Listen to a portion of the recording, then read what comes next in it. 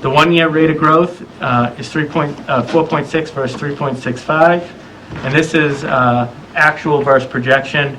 The 2-year rate of growth is 3.53, which is less than the projection.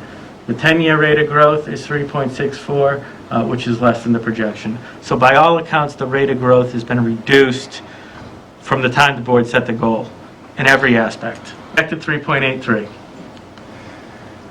1.38 of that didn't happen because it was replaced with unanticipated Columbia Gas new growth. That resulted in an actual residential rate of 2.75. We can't exceed what was 2.45. Sorry, 2.45. We can't exceed what was budgeted. This increase was non-budgeted property taxes, so that's just money that sits there. It becomes the new levy limit, and right now sits there as excess levy capacity. So the difference between the 3.83 that the Finance Committee projected and that I used to project a 3.65 is actually 2.45, because the 1.38 between the two was replaced by Columbia Gas's new growth. Looking at it a little bit differently, I forget what this side does. You see the 1.38 moves over here, so the actual increase is 2.45. So we have this anomaly, as I wrote in the budget letter and in the subsequent memo that I sent to the board on March 4th.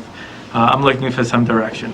The department budgets were built to be 3.65, but the actual increase that if the budget is fully funded, as in the budget book, would result in a 4.6% increase, with the driving factor behind that being the increased appropriation to the pension fund.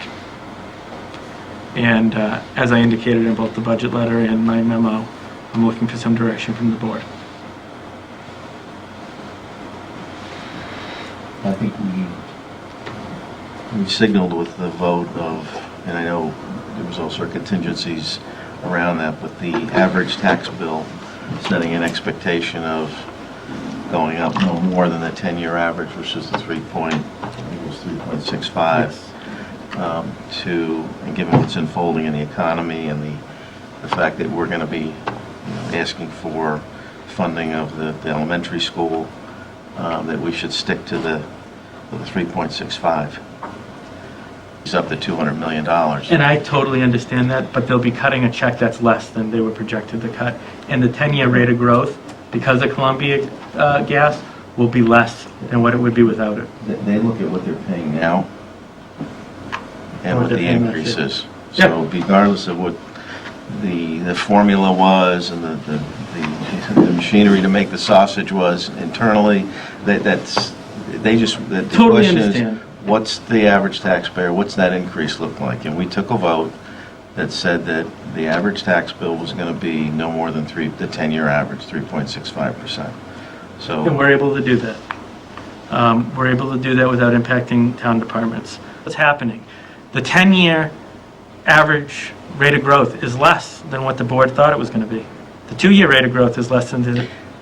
but if somebody's paying whatever the bill is now, and it's going to go up with the 3.6, they're paying 3.6% increase. If it goes up 4.6, they're paying 1% more. That's the reality. So you can throw the logic in and say, well, you would have paid more, but that's not really what counts at the end of the day. It's what's the increase that they're going to see. I move that the board recommend approval of Article 4 as written. Is there a second? I'll second. And I'm just going to vote against it based on the fact that the property tax increase goes up a full % more than the board voted in July. I'd just clarify that we did vote to have an exception on that guideline to include possible payments to the unfunded liabilities, which is what we just voted. So, having said that, any further discussion? Hearing none, all those in favor say aye. Aye. Aye. Those opposed? Aye. The motion passes 4-1.